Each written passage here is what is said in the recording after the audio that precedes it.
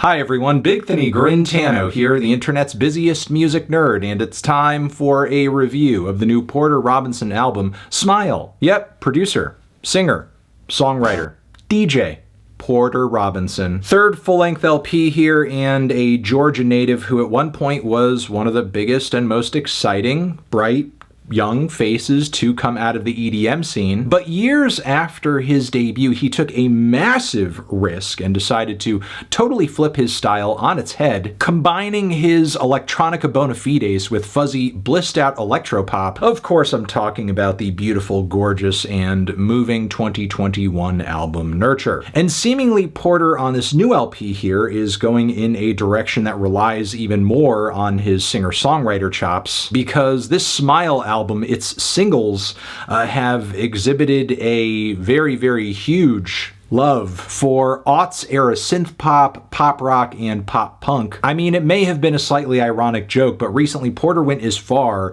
as to respond to an often repeated meme on music Twitter that usually goes something like this. Presumably somebody who isn't white will bring up some long lost white pop or rock relic from the 2000s, saying, you know, the white boys don't make music like this anymore. And in this case, it was actually the Metro Station song Shake It, of all things. And Porter posted in response to this a clip of his latest single and music video for the song Cheerleader, saying, yes we do, what the fuck? Which, yes, does sound kind of silly and preposterous, but there actually are some very valid and clear aesthetic parallels between Smile and that era of electronically tinged white emo pop rock. And sometimes these similarities have been brought up by fans in the lead up to this record as kind of a cudgel against Porter, deriding songs on this album as sounding too emo or too like Owl City or something like that. And I mean, I get it on some level, because it does sound like those things could be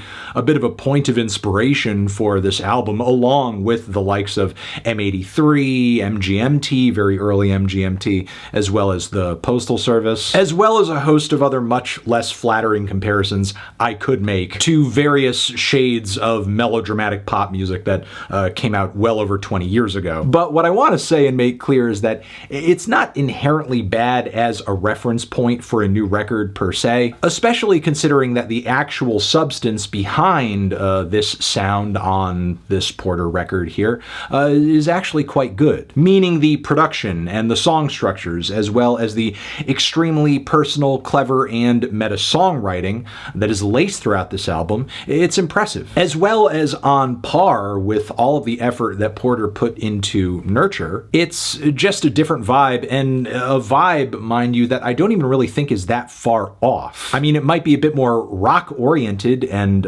snappy, but on multiple tracks here, we are still getting those boyish lead vocals, soaring choruses, as well as bright, fuzzy synthesizer leads, with multiple tracks here: Knock Yourself Out, Mona Lisa, Cheerleader, Russian Roulette, as well as the KITSUNE MAISON Freestyle, which has a bit of an 8-bit synth pop nod to it, as well as the tail end of the song Easier to Love You. All these tracks feature those very elements, making for a very cohesive listen across this very tight record. It makes for a sound and a vibe that is very bright and cheery and positive and life-affirming, but simultaneously, when you dig into the deeper meaning of a lot of these tracks, they're really a roller coaster ride of emotions. Take the opening track, Knock Yourself Out, for example, which on the surface reads like a hilarious ego trip, but there are some real weaknesses mixed in there too, as Porter acknowledges that he wouldn't have the functionality and the stability that he does without his success or the team of people behind him. This track also acknowledges a history he has of reacting to maybe less than glowing praise that there has been of him and his work, while finding the strength within him to pretty much let go and find solace in those who actually find worth in what he does. There's also the track Cheerleader, which narratively could be metaphorical on some level, especially considering how much of this album deals in fame and Porter's relationship to his audience. But this track kind of paints a very obsessive,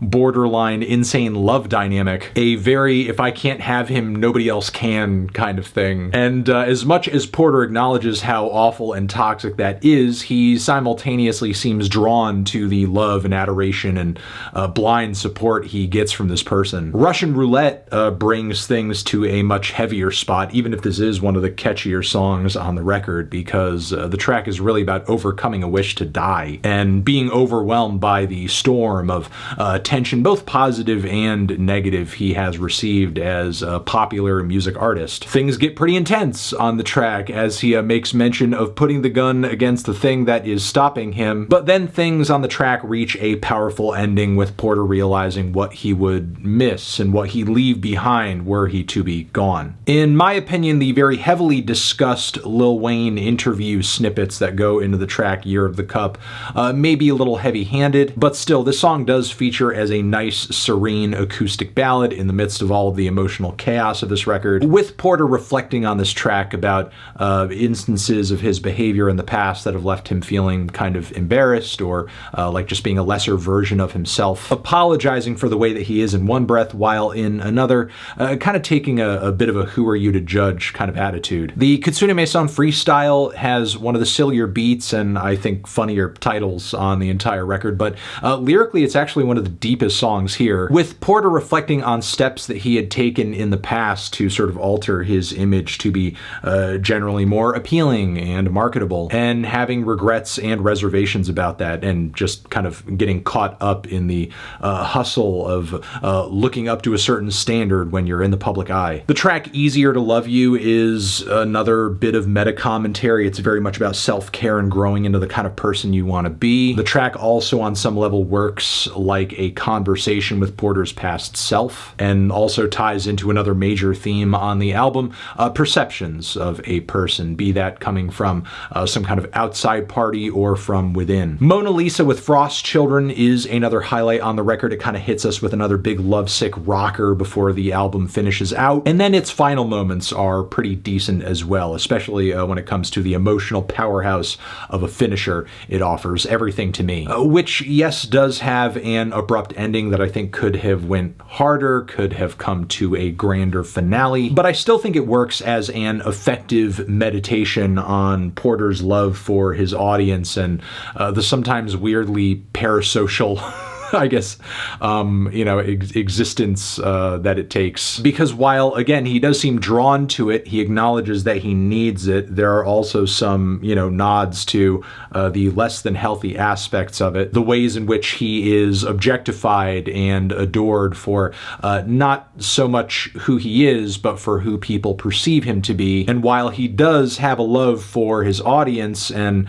the ability that they allow him to do what he does for a living, he also acknowledges that he still doesn't really know them. It's like, as he says in the song, he loves this person, he loves them, but he can't really say a name or their name. I mean, he does anyway, according to the narrative of the song, but again, there's not really a name to say when you're talking to a crowd of people. I thought overall there were a few tracks that came off a bit bland instrumentally to my ears, and maybe there are some aspects of this kind of artist-audience dynamic that could have been explored a bit further, because Lord knows there have been many an album released in the last several years where exactly this sort of thing has been the focus. And I think it's debatable that there are records that have, pretty much explored this very thing in a far more interesting and conceptual way. But still, that does not take away from the fact that Porter has hit us with a bunch of very snappy, colorful, catchy, and emotionally compelling songs that are quite revelatory and soul-bearing too. Even if it's not the biggest and greatest album you're going to hear that deals in these issues, it is still very holistic and complete in its own way. And not to mention, again, I feel like Porter does a great job of reappropriating a lot of these pop and electronic pop and emo and pop punk aesthetics of the 2000s and bringing them together into a sound that feels very specific to him. But yeah, a lot of good things about this LP for sure.